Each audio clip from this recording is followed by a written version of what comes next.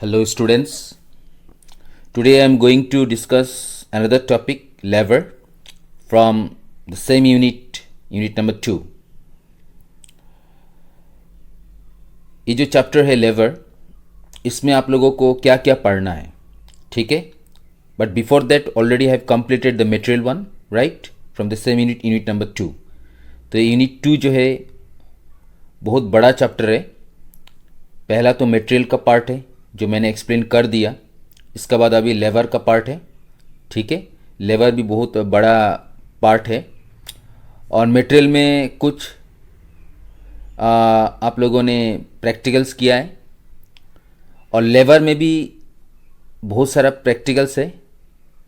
लेकिन उससे पहले आप लोगों को लेवर का जो डिफरेंट टर्म्स होता है, उन टर्म्स को आप लोगों को पहले समझना पड़ेगा. जब आप थ्योरी में स्ट्रांग हो जाओगे तब आप प्रैक्टिकल को समझ पाओगे, ठीक है? तो इसीलिए आप लोग कोशिश करना समझने का. ये जो चैप्टर है it is very simple and very easy but lengthy, ठीक है? तो क्या क्या पढ़ना है इस चैप्टर में लेवर का? तो सबसे पहले लेवर, accounting and control of labour cost, ठीक है? Then time keeping, time booking, okay, concept and treatment of idle time, overtime, labour turnover and fringe benefits. Then methods of wage payment and the incentive schemes, Halsey, Rowan, Taylor's differential piece wage. So these are the topics that you learn from this lever cost. Okay. Now, first of all, we have to understand what is mean by lever. But before that, you see here, students, lever, you know that. Students, already we have learned there are three elements of cost. What are those? What are the three elements? That is material, labor and overhead. तीन elements होता है. Material होता है, labor होता है और क्या होता है? Overhead होता है. तो material तो already done. Now labor, right? तो labor is the second important element of cost, है ना? Research has shown that in majority of the enterprises, labor cost constitute 40 to 50% of the total cost of production. अभी देखो production का जो भी total cost लगता है उसका 40 to 50% लेबर कॉस्ट में लगता है, ठीक है? तो in modern days machines including computers are used on large scale. तो अभी जो मॉडर्न डेज है उसमें जो मशीन्स है या कंप्यूटर्स है उसको यूज़ किया जाता है लार्ज स्केल में. But even today manual labour is important. लेकिन आज भी मैनुअल लेबर इम्पोर्टेंट है, ठीक है? तो now try to understand the meaning of labor. Okay, what is that? Labor represents human contribution to production. तो प्रोडक्शन में जो ह्यूमन कंट्रीब्यूशन होता है उसे क्या बोला जाता है? लेबर बोला जाता है. इट इज़ द फिजिकल और mental efforts expended in manufacturing a product. In other words, human effort required for the conversion of raw material into finished goods is called labor. तो जब आप रॉ मटेरियल को finish goods में आप जब convert करते हो तो उसे क्या बोला जाता है? लेबर बोला जाता है, ठीक है? Labour cost is the price for using human resources in an enterprise. It represent any remuneration paid to the employee in the form of wages, salaries, commission, bonus, etc. Okay, तो this is the meaning of what? Labor. अगर मैं simple language में बोलूं कि what is mean by labor, तो services of labourer. क्या बोला मैंने? लेबर का मतलब है services of labourer. Now question arise here, who is labourer? Labourer कौन है? The person whose services are hired out for the purpose of production. कहने का मतलब है लेबरर एक पर्सन है जो लेबर की सर्विस को प्रोवाइड करता है। ठीक है, एग्जाम्पल जैसे मान लो कि संतोष एक पर्सन है, तो आप क्या बोलोगे अगर मैं इसको सेंटेंस बनाऊं? तो संतोष इज ए लेबर और लेबरर, क्या बोलोगे आप? संतोष कौन है, लेबर है या लेबरर है? ऑब्वियसली आप बोलोगे लेबरर, राइट? तो संतोष इज ए लेबरर, लेबर नहीं होता। संतोष इज ए वर्क और वर्कर, क्या बोलोगे आप? संतोष इज ए वर्कर, है ना? नहीं? तो संतोष जो काम करके दे रहा है, ठीक है, उस काम को हम लोग लेबर बोलते हैं। क्या बोलते हैं? लेबर, है ना? संतोष जो काम करके दे रहा है ना, उस काम को हम लोग क्या बोलेगा? लेबर बोलेगा। ठीक है, तो you understand the meaning of labour. ठीक है, next point, what is that? Types of labour. ठीक है, टाइप्स ऑफ लेबर। तो just like material, labour is also two types, one is direct labour, another one is indirect labour. देखो material, जब हम लोग material पढ़ा था तो material also two types, one is direct material, another one is indirect material. Labour also two types, one is direct labour, another one is indirect labour. Expenses also two types, one is direct expenses, another one is indirect expenses. ठीक है, अभी student ये जो chapter है, इस chapter में हम लोग डायरेक्ट लेबर पढ़ने वाला है। ठीक है, क्योंकि जो इनडायरेक्ट मटेरियल होता है, इनडायरेक्ट लेबर होता है और जो इनडायरेक्ट एक्सपेंसेस होता है, इन तीनों को मिलाकर क्या बोला जाता है? ओवरहेड। तो ओवरहेड का एक सेपरेट चैप्टर है, इस चैप्टर का बाद आप लोगों को मिलेगा ओवरहेड। तो जितना सारा इनडायरेक्ट मटेरियल है, इनडायरेक्ट लेबर है, इनडायरेक्ट एक्सपेंसेस है, वो सब आपको नेक्स्ट चैप्टर में मिलेगा। ठीक है, ओवरहेड। आपको अभी क्या सीखना है? डायरेक्ट लेबर का बारे में सीखना है। ठीक है, डायरेक्ट लेबर में कॉस्ट कितना लगता है, आपका जो खर्चा होता है ना, वो खर्चा कितना लग रहा है। ठीक है, यही हम लोग अभी इस चैप्टर में सीखने वाला है। ठीक है, तो देखो स्टूडेंट, जब जब फैक्ट्री में प्रोडक्शन होता है तो दो तरीके के वर्कर को हायर किया जाता है। एक है डायरेक्ट लेबर या डायरेक्ट वर्कर, और दूसरा है इनडायरेक्ट लेबर या इनडायरेक्ट वर्कर। ठीक है, तो try to understand what is mean by direct labour and indirect labour. ठीक है, तो direct labour is that labour which is directly engage in the production. क्या बोला मैंने? डायरेक्ट लेबर वो लेबर है जो डायरेक्टली प्रोडक्शन में इन्वॉल्व होता है। ठीक है, प्रोडक्शन में क्या होता है? इन्वॉल्व होता है। And which can be directly charge to a particular product और जॉब और process is called direct labour. ठीक है, एग्जाम्पल जैसे देखो, labour engage in making the bricks in a kiln is direct labour. तो एग्जाम्पल क्या है?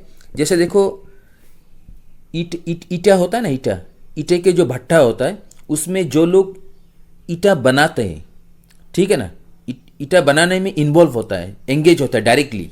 तो जो लोग ईटा बनाने में इन्वॉल्व होता है, एंगेज होता है डायरेक्टली, उसे क्या बोला जाता है? डायरेक्ट लेबर बोला जाता है। ठीक है,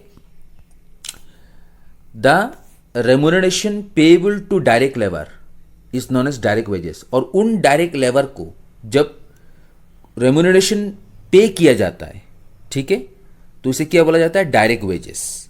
ठीक है, wages paid to machine operators and assemblers are treated as direct labour cost. तो क्या कहने का मतलब है? अब जो वेजेस पे करते हो उन मशीन ऑपरेटर्स को या असेंबलर्स को, उसे क्या बोला जाता है? Direct labour cost. अब जो पैसा पे करते हो ना, वेजेस पे करते हो, ठीक है, तो उसे क्या बोला जाता है? Direct labour cost. ठीक है, तो मैंने क्या बोला कि दो तरीका का वर्कर होता है, एक होता है डायरेक्ट लेबर और दूसरा होता है इनडायरेक्ट वर्कर या लेबर। ठीक है, डायरेक्ट वर्कर या डायरेक्ट लेबर का मतलब क्या बोला मैंने सिंपल लैंग्वेज में?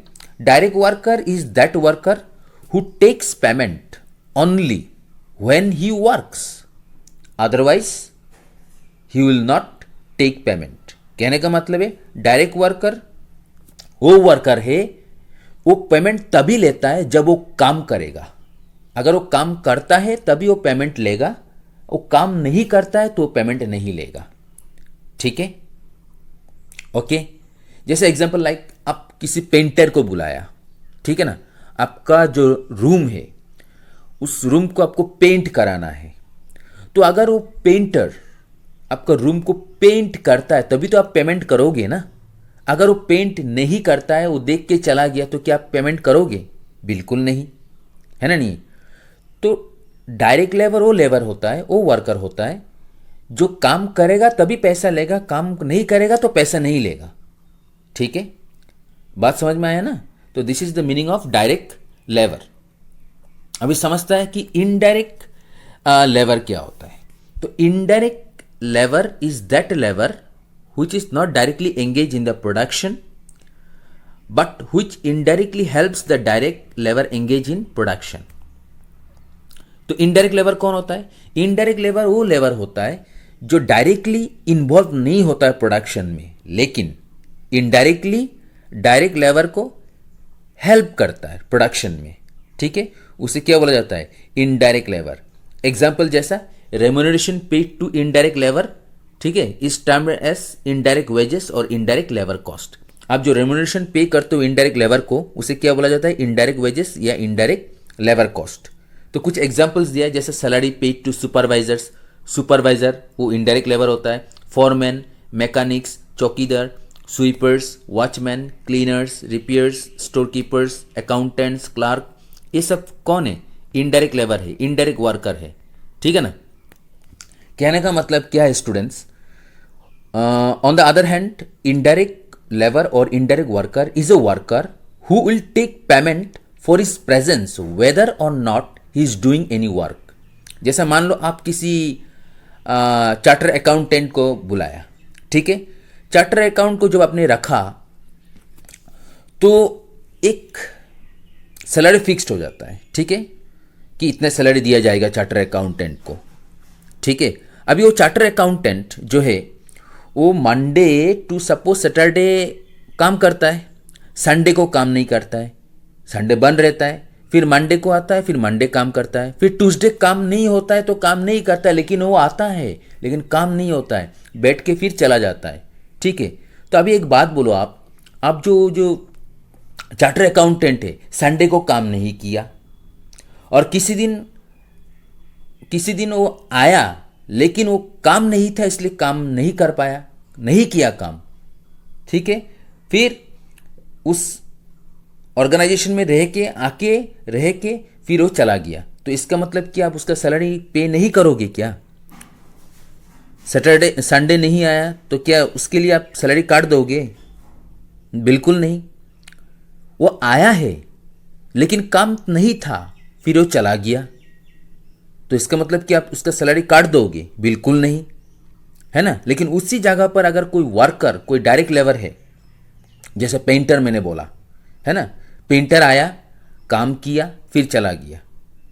ठीक है, पेंटर आया, काम नहीं किया, फिर चला गया। तो वर्कर जब, एक डायरेक्ट लेबर जब आता है, काम करता है, तो उसको आप पेमेंट करते हो। वो आता है लेकिन काम नहीं किया तो क्या आप पेमेंट करोगे? बिल्कुल नहीं। ठीक है, यही है डिफरेंस डायरेक्ट लेबर और इनडायरेक्ट लेबर का। ठीक है, अच्छा, तो जब हम डायरेक्ट वर्कर को पेमेंट करते हैं ना, उसको हम लोग डायरेक्ट वेजेस बोलते हैं या डायरेक्ट लेबर कॉस्ट बोलते हैं। ठीक है, अंडरस्टूड। और जो भी आप इनडायरेक्ट वर्कर को पेमेंट करते हो उसको इनडायरेक्ट लेबर या इनडायरेक्ट वेजेस या इनडायरेक्ट लेबर कॉस्ट बोला जाता है। ठीक है, ओके। तो this is the meaning of direct labour and indirect labour. Okay, next, labour cost. अभी देखो स्टूडेंट, स्टूडेंट, ये जो लेबर कॉस्ट है ये क्या है? तो लेबर कॉस्ट इंक्लूड्स, क्या बोला? Labour cost includes sum total of all payments made by the employer to the workforce for performing the activity of production and the cost of all benefits granted to the workforce. कहने का मतलब क्या है? Labour cost का मतलब क्या है? वो सारा पेमेंट एक एम्प्लॉयर जब वर्कर को करता है, ठीक है ना, प्रोडक्शन एक्टिविटी के लिए, ठीक है, अब जो भी एक्टिविटी करते हो प्रोडक्शन से रिलेटेड, ठीक है, प्लस एक एम्प्लॉयर कुछ एक्स्ट्रा बेनिफिट्स भी देता है जब वर्कर को, ठीक है, तो वो सारा चीज को मिलाकर क्या बोला जाता है? लेबर कॉस्ट बोला जाता है, ठीक है। तो लेबर कॉस्ट दस इंक्लूड्स द फॉलोइंग। अभी लेबर कॉस्ट में क्या क्या इंक्लूड होता है? मतलब कहने का मतलब है कि सर पेमेंट में क्या क्या करते हैं, मतलब किस तरह पेमेंट किया जाता है, हम जो पेमेंट करता है तो उसमें क्या क्या इंक्लूड होता है, what are the items of payment in the heading of direct wages, ठीक है। अभी देखो आप एक वर्कर हो, है ना, आप एक वर्कर हो, आप क्या कर रहे हो? बहुत मेहनत कर रहे हो, आप उस ऑर्गेनाइजेशन के लिए काम कर रहे हो और उस ऑर्गेनाइजेशन को आप अच्छा बेनिफिट्स दे रहे हो, अच्छा प्रॉफिट्स दे रहे हो, ठीक है ना, उससे ऑर्गेनाइजेशन का बहुत सारा बेनिफिट्स हो रहा है, ठीक है। तो उस तरह एक ऑर्गेनाइजेशन का भी, एक एम्प्लॉयर का भी उतना ही रेस्पॉन्सिबिलिटी है आपका बारे में सोचना, ठीक है, क्योंकि एक ऑर्गेनाइजेशन के सोचना है कि अरे ये मेरा जो वर्कर है ये मेरे लिए इतना कुछ कर रहा है, मेरा ऑर्गेनाइजेशन के लिए इतना कुछ कर रहा है, हमको इतना फायदा दे रहा है, ठीक है ना, तो उसका बारे में भी हमको भी कुछ सोचना चाहिए, ठीक है। तो क्या क्या पेमेंट्स होता है वो हम लोग जानेगा, ठीक है। तो first of all see here monetary benefits. क्या लिखा है? Monetary benefits. मॉनेटरी माने that is which can be measured in the terms of money, ठीक है। जैसे एक होता है बेसिक वेजेस, डीए माने dearness allowances, production bonus, employers contribution to PF, PF माने provident fund, profit bonus, pension etcetera. देखो आप एक वर्कर हो, जब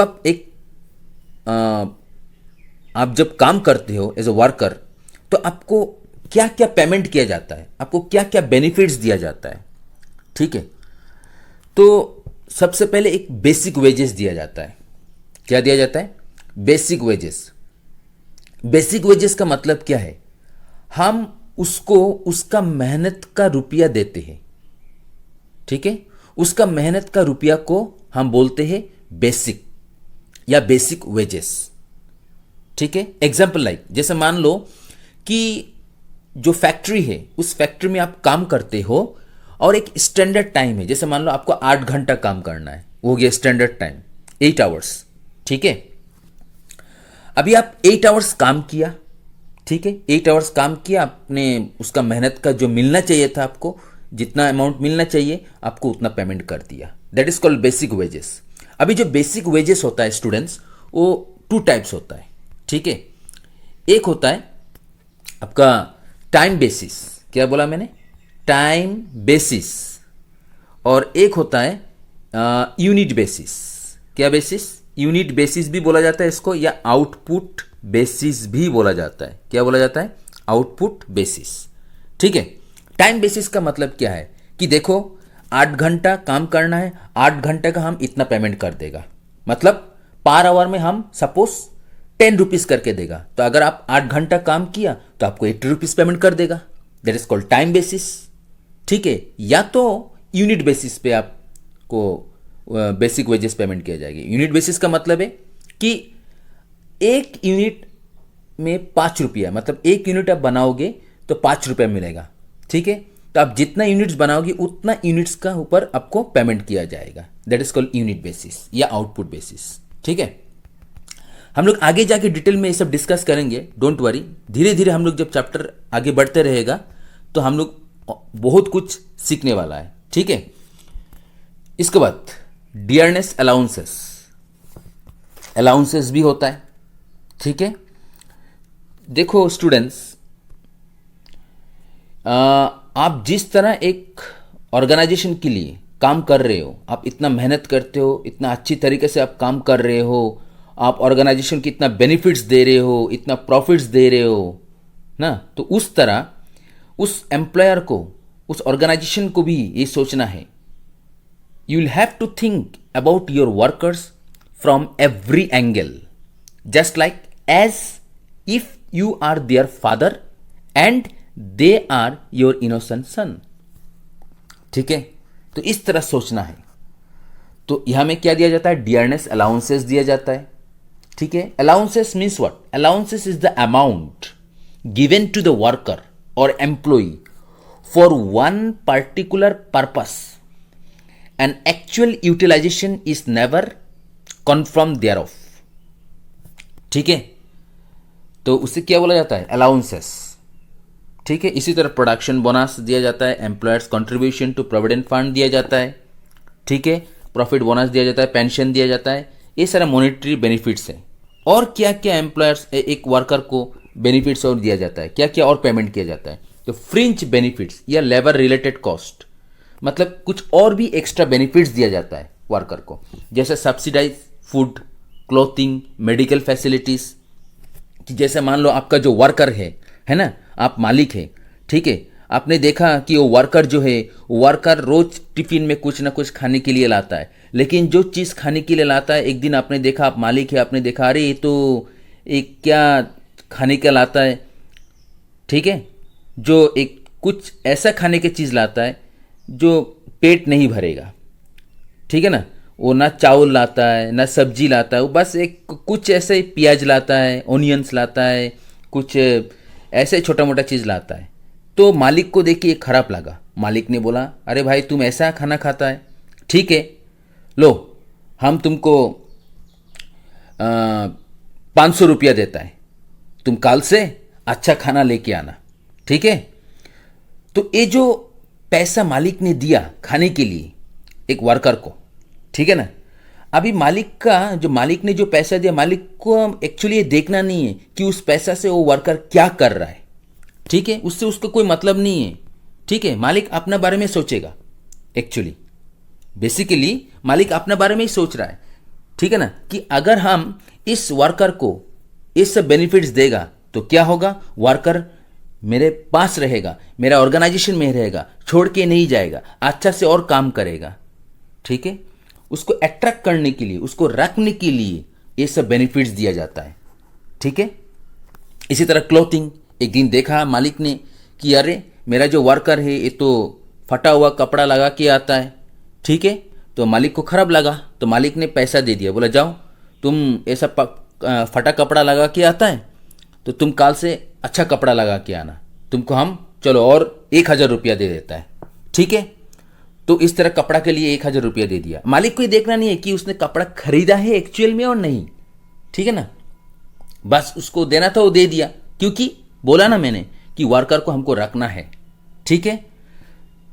तो इसी तरह मेडिकल फैसिलिटीज भी दिया जाता है कि वर्कर को बोल दिया कि देखो भाई मेरे यहाँ में मेडिकल फैसिलिटीज भी है, अगर तुम्हारा घर में किसी का भी कुछ भी प्रॉब्लम होता है या तुम्हारा कुछ प्रॉब्लम होता है तो ये में फ्री में आप क्या कर सकते हो, यहाँ में जो फैसिलिटी है, मेडिकल फैसिलिटी वो फ्री में है, आप यहाँ में फ्री से आप मेडिकल कर सकते हो, ठीक है।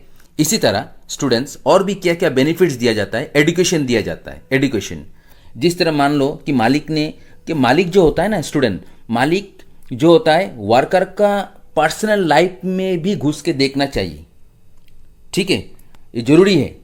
जब वो पर्सनल लाइफ में घुस के देखेगा वर्कर का, तो उसमें जो वर्कर है, वर्कर और अच्छा से काम करेगा, क्योंकि वर्कर ये सोचेगा ना कि मालिक मेरा पर्सनल लाइफ में भी आके देख रहा है, मेरा क्या प्रॉब्लम है क्या प्रॉब्लम नहीं है ये सब देख रहा है, ठीक है। इससे वर्कर का जो मन है वो और थोड़ा अट्रैक्ट हो जाएगा उस ऑर्गेनाइजेशन की तरफ या मालिक की तरफ, वो और अच्छा से काम करेगा, ठीक है ना। तो उसी तरह मालिक ने वर्कर को पूछा अरे भाई तुम्हारा घर में कौन कौन है? तो वर्कर ने बोला मेरा एक बेटा एक बेटी है।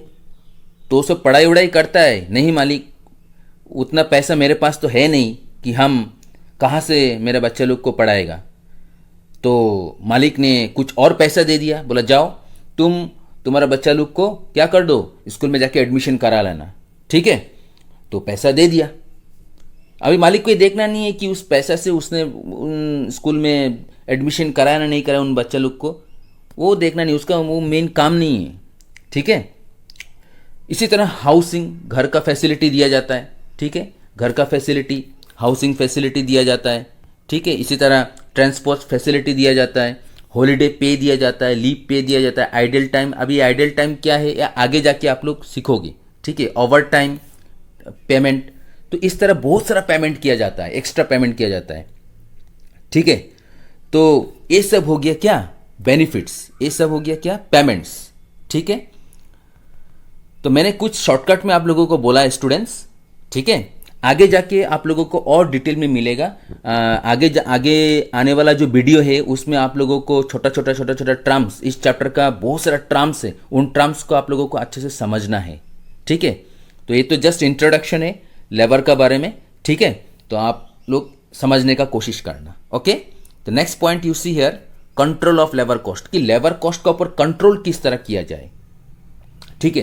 तो यहां में देखो डेफिनेशन एक दिया है, क्या दिया है? Labour cost control may be defined as a system which ensures proper employment of labor and its effective utilization. Labor cost control involves employment of efficient workers, proper training of workers, proper timekeeping, time booking and proper accounting for the wages paid to them. अभी देखो students, एक labourer को, एक worker को क्या देना है? Wages पे करना है ना। तो जब आप वेजेस पे करते हो तो उसके लिए बहुत सारा पेमेंट होता है, उन सारा पेमेंट्स को आपको जोड़ना पड़ता है, तब जाके आप वेजेस पे कर पाते हो, ठीक है। तो यहां में देखो स्टूडेंट्स, आप किस तरह लेबर कॉस्ट को कंट्रोल कर पाओगे, ठीक है ना। तो इसमें क्या होता है स्टूडेंट्स, वर्कर का प्रॉपर ट्रेनिंग होना चाहिए। अगर आपका पास जो वर्कर है अगर वो प्रॉपर ट्रेंड है, ठीक है ना, काम अच्छी तरह से आता है, तब तो आप का जो कॉस्ट है वो कॉस्ट रिड्यूस हो जाएगा, आप लेबर कॉस्ट को कंट्रोल कर पाओगे, ठीक है ना। प्रॉपर टाइम कीपिंग, अब ये टाइम कीपिंग क्या है तो ये आगे जाके आप लोगों को मैं समझाऊंगा कि टाइम कीपिंग होता क्या है, ठीक है। एक्चुअली मैं शॉर्टकट में भी बात करूँ तो टाइम कीपिंग का मतलब है कि एक वर्कर कितना टाइम में एंट्री कर रहा है फैक्ट्री में और कितना टाइम में फैक्ट्री से जा रहा है, ठीक है। उस टाइम को रिकॉर्ड किया जाता है अटेंडेंस के लिए, ठीक है, और वेजेस पे के लिए, ठीक है। एंड टाइम बुकिंग, कौन वर्कर कितना टाइम कितना लगा रहा है किस काम में, ठीक है, उसका भी एक कैलकुलेशन होता है, उसको भी रिकॉर्ड किया जाता है। ये मैंने शॉर्टकट में बोला, आगे जाके आप लोग ये सब सीखने वाले हो। फिर प्रॉपर अकाउंटिंग, और इस तरह प्रॉपर अकाउंटिंग किया जाता है किस लिए? वेजेस पेड टू देम, ठीक है। तो एक वर्कर जो है स्टूडेंट्स, एक वर्कर, अगर वर्कर आपका वर्कर जो है वर्कर अगर अच्छा से काम आता है, उस काम को अच्छा से जानता है, मालूम है उस काम को, ठीक है ना, तब तो क्या होगा, आप लेबर कॉस्ट को कंट्रोल कर पाओगे। लेकिन आप ऐसा वर्कर को रखा जो प्रॉपर ट्रेन नहीं है, ठीक है, और अच्छा से काम आता नहीं है, तो इससे क्या होगा, आपका मटेरियल वेस्ट होगा, इससे आपका लेबर कॉस्ट इंक्रीज हो जाएगा, कंट्रोल नहीं कर पाओगे आप, ठीक है। तो this is the meaning of control of labour cost. अभी देखो students, next point what is given, in big industrial enterprises 5 separate departments are established to control of labour cost. अभी देखो जो बड़ा बड़ा जो एंटरप्राइजेस होता है, ठीक है ना, उसमें 5 डिपार्टमेंट्स होता है, 5 डिपार्टमेंट्स होता है, जो ये 5 डिपार्टमेंट लेबर कॉस्ट को कंट्रोल करता है, ठीक है। वो 5 डिपार्टमेंट क्या क्या है? First of all personal department.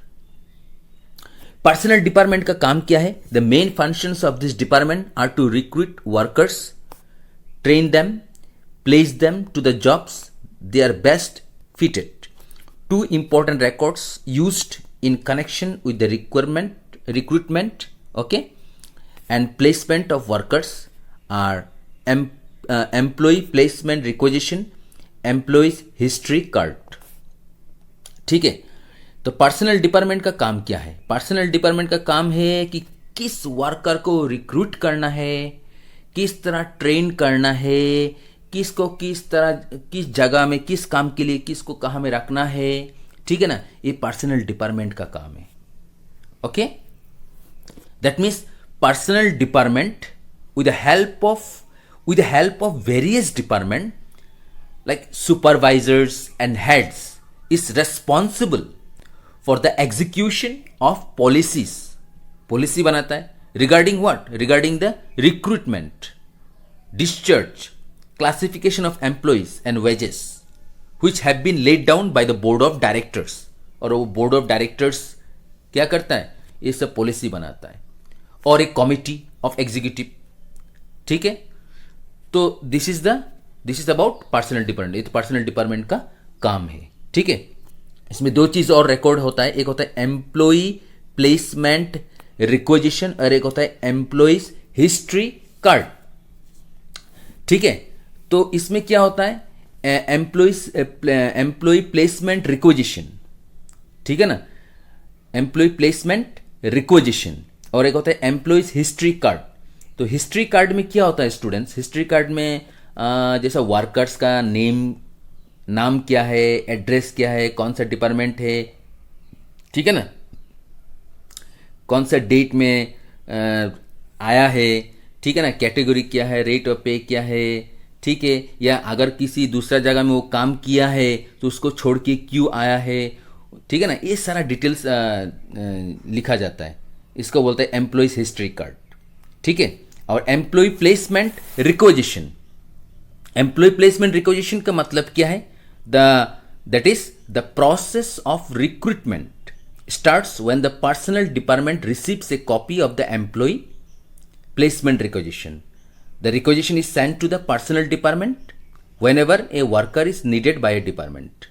ठीक है, तो इसमें क्या होता है, जो एम्प्लॉय प्लेसमेंट रिक्वेजिशन होता है कि इसमें कितना एम्प्लॉय का रिक्वायरमेंट है, उन लोगों के कैटेगरीज क्या है, जॉब स्पेसिफिकेशन क्या है, ये सारा चीज़ रिकॉर्ड किया जाता है, जिसको बोला जाता है एम्प्लॉय प्लेसमेंट रिक्वेजिशन। ठीक है, इसके बाद नेक्स्ट पॉइंट जो है स्टूडेंट्स, नेक्स्ट जो डिपार्टमेंट है वो है इंजीनियरिंग डिपार्टमेंट्स। अभी इंजीनियरिंग डिपार्टमेंट्स का काम क्या है? ठीक है ना, इंजीनियरिंग डिपार्टमेंट्स का काम क्या है? तो engineering departments, this departments is mainly concerned with क्या लिखा है हमें, with keeping control over working conditions and production methods for each job. इसके लिए इसका काम यही है इंजीनियरिंग डिपार्टमेंट्स का। ठीक है, तो इंजीनियरिंग डिपार्टमेंट्स ऐसा भी बहुत सारा और कुछ भी और भी काम है और भी बहुत सारा फंक्शंस है। ठीक है, तो आप लोग समझ में आया होगा इंजीनियरिंग डिपार्टमेंट्स का बारे में। ठीक है ना, इसका बाद नेक्स्ट पॉइंट है टाइम कीपिंग डिपार्टमेंट्स। और एक डिपार्टमेंट क्या होता है? Time keeping department. तो टाइम कीपिंग डिपार्टमेंट्स का मेन काम क्या है? The main function of this department is to record time spend by the workers in the factory. तो उस फैक्ट्री में जो वर्कर्स जो काम कर रहा है, जो टाइम वर्कर्स ने स्पेंड किया फैक्ट्री में, ठीक है ना, उस रिकॉर्ड को मेंटेन करना, उस टाइम को मेंटेन करना, ये किसका काम है? टाइम कीपिंग डिपार्टमेंट्स का काम है। ठीक है, मैं शॉर्टकट में सब कुछ बोल रहा हूँ स्टूडेंट्स, आप लोग यहाँ में मैंने इजी लैंग्वेज में आप लिखा है, आप लोग अच्छा से फिर से पढ़ने का कोशिश करना। ठीक है, नेक्स्ट होता है, नेक्स्ट डिपार्टमेंट जो होता है पेरोल डिपार्टमेंट। पेरोल डिपार्टमेंट, पे बोला है ना, पेरोल डिपार्टमेंट ये ऐसा डिपार्टमेंट है जो सैलरी शीट बनाता है, वेजेस शीट बनाता है, ठीक है ना, किसको कितना सैलरी पेमेंट करना है, ठीक है ना, ये इस डिपार्टमेंट का काम है। जैसा यहाँ में क्या लिखा है, this department is concern with the calculation and disbursement of wages to employees. Its main function और प्रिपरेशन ऑफ पेरोल और वेजेस शीट। तो जैसा सैलरी शीट बनाता है या वेजेस शीट बनाता है, कंप्यूटेशन ऑफ वेजेस का calculation, payment of wages to employees, employ को पेमेंट करना, maintenance of payroll record etcetera. तो ये पेरोल डिपार्टमेंट का काम है। ठीक है, इस तरह नेक्स्ट जो पॉइंट है कॉस्ट अकाउंटिंग डिपार्टमेंट। अभी कॉस्ट अकाउंटिंग डिपार्टमेंट का काम तो क्या है, तो आपको सब लोगों को मालूम ही है। तो proper recording and control of labour cost, ठीक है, is the responsibility of the cost accounting department. तो कॉस्ट अकाउंटिंग डिपार्टमेंट का काम क्या है? कॉस्ट अकाउंटिंग डिपार्टमेंट का काम क्या है? कॉस्ट अकाउंटिंग डिपार्टमेंट का जो रिस्पॉन्सिबिलिटी है वो प्रॉपर रिकॉर्ड करना और लेबर कॉस्ट को कंट्रोल करना, एक कॉस्ट अकाउंटिंग डिपार्टमेंट का काम है। ठीक है, तो इस तरह जो मैंने आज छोटा सा एक्सप्लेनेशन दिया है, ठीक है, और इसको आप लोग अच्छा से एक बार फिर से पढ़ना, इसको अच्छे से समझने का कोशिश करना। मेरा जो नेक्स्ट वीडियो आएगा उस नेक्स्ट वीडियो में डिफरेंट डिफरेंट टर्म्स को हम एक्सप्लेन करेगा।